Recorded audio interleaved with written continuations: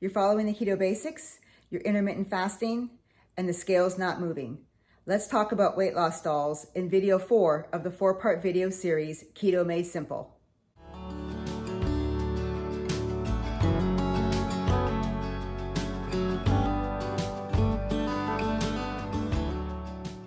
Hi, welcome back to Transformative Moments with Laura.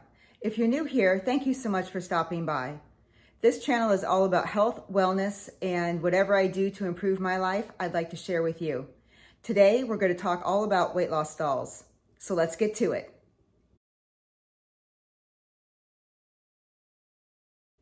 What is a weight loss stall?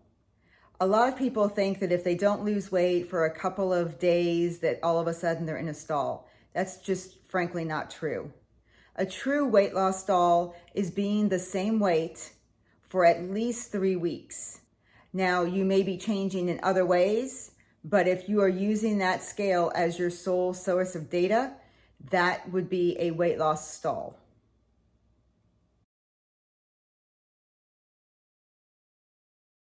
We're going to talk about 4 ways to break a weight loss stall. Number 1, the first way to break a weight loss stall is to really look at your diet. So a lot of times when we've been following a way of eating for a really long time, we get a little bit loosey-goosey with what we're eating. So you may have some creepy carbs coming into your diet that you're not aware of. Maybe you're overeating dairy. Maybe you are using additional artificial sweeteners that may be affecting your weight loss, but you're just not aware of. So really, number 1 tip is probably the easiest one, and that is just look at what you're eating. Look at your diet. See if you've started getting a little bit loose with what you're eating, and rein that back in and see if the scale starts to move. Number 2, the second thing I would say is adding movement. Up until this point, if you have not been adding any type of exercise to your plan, and you want to be able to keep eating the same amount of food that you've been eating to lose the weight that you've gotten to this far, I would say add in movement. And it doesn't have to be a full-fledged workout or anything like that. You can start small. Start with 20 minutes of walking a day. Start with 30 minutes of walking 3 times a week. Whatever you feel like you can do. Any additional calorie expenditure is going to help. So like I said, if you are a person that likes to eat like I do, I don't like to not have the amount of food that I'm used to eating, I would then look at adding movement in so that I can hopefully break that weight loss stall. Number 3, if you have incorporated intermittent fasting into your keto lifestyle and you've been maybe doing 16 hours of fasting and 8 hours of eating up until this point, now is an opportunity to change that up as well. So we're still eating the same amount of food. We've maybe added movement in, but now we're going to eat the same amount of food in a shorter eating window. So you could take your fasting window to 18 hours and your eating window to 6, and that still allows you plenty of time to do 2 meals and get those calories in that you've already been doing. You could do, if you've been doing 18-6, you could do a 20-hour fast and a 4-hour eating window. Or maybe you do a 20-hour and 4, maybe Monday, Wednesday, Friday, and do 16-8, Tuesday, Thursday. It just depends, but it's always about keeping your body guessing. Once we get stagnant, our body starts to get comfortable, and it stops releasing weight, it stops changing. Number 4 is, in my opinion, one of the last-ditch efforts before you really start having to take away food, and that is counting your macros. That's a whole nother video completely, but it goes back to my first tip of reining in your diet. Put a comment below if you'd like a video on counting macros, how to figure out your macros, counting them, weighing food. It becomes a bigger, I wouldn't say obstacle really, but it's just a lot more involved than just really watching your carbohydrates and doing the keto diet very simply. However, it is going to help you rein in your diet because you're going to start really being able to see how many carbohydrates, fat, and protein that you're actually eating on a daily basis. Counting macros is is a little bit more labor intensive. So it's not that it's a bad thing. I've done it. I do it every once in a while just to check where I'm sitting. So I play with 1 through 3 a lot more before I go to counting macros and weighing everything. And those are really four easy ways to start with to break a weight loss stall.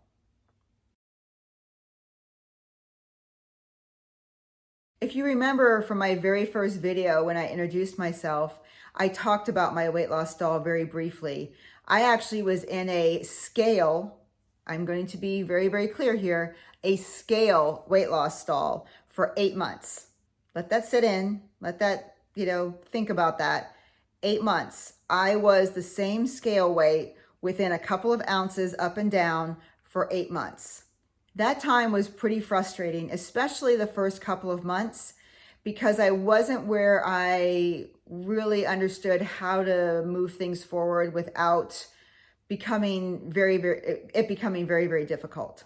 But like I mentioned prior, I made sure I had more than one data point that I was following. So yes, I got on the scale every day, but I also watched how my clothes were fitting. I took measurements. I took pictures so I could see where there was progress. And trust me, there was progress. When I hit my weight loss stall, I was in a size roughly 6.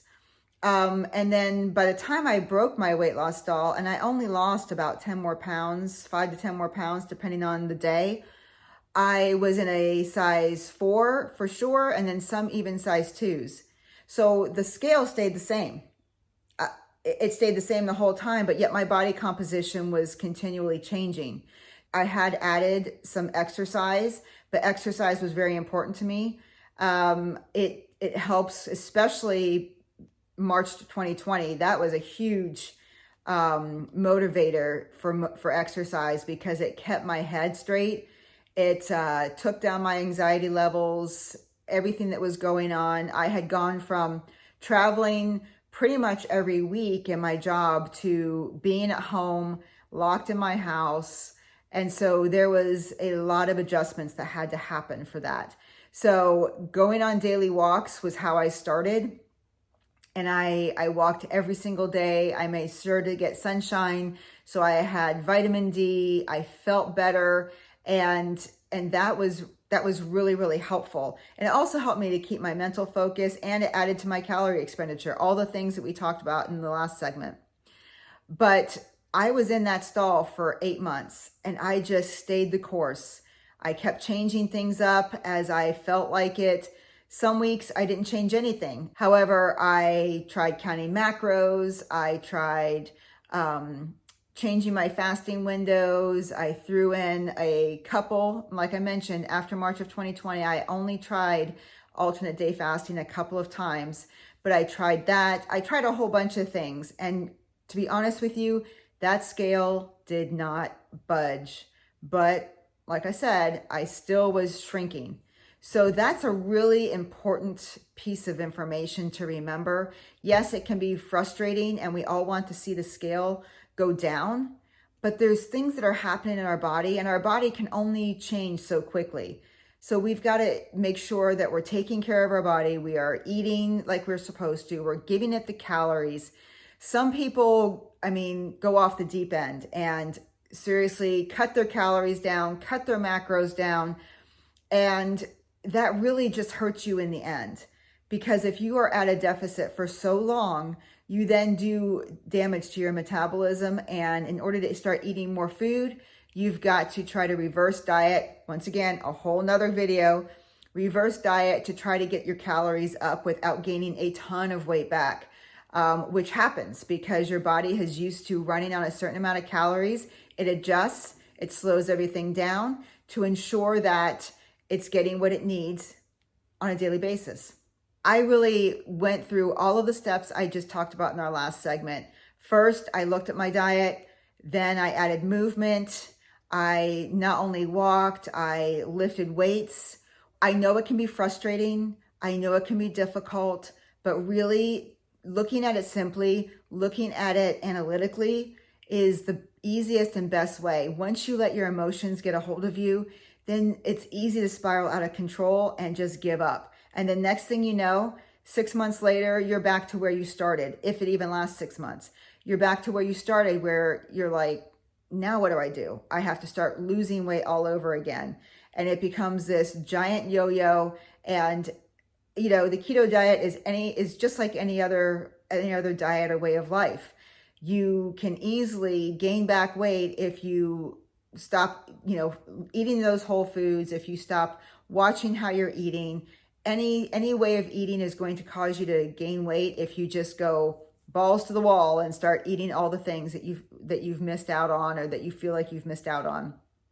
So really take a step back, look at it analytically, look at what you're doing, look at your diet, add the movement, play with your fasting windows, and if nothing else, start counting your macros to kind of keep you in check to see where you're going. And that's exactly how I've done it, and that's exactly how I will continue to do it.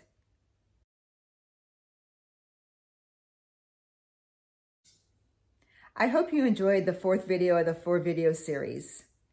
And let me know if you found value in these by hitting the like button and subscribing, as well as hitting that notification bell so you always are aware when I upload a video. Please leave any comments below or questions that you have in regards to breaking a weight loss stall, as well as if you're interested in learning more about macro counting. And thank you so much for joining me, and I'll see you in the next video.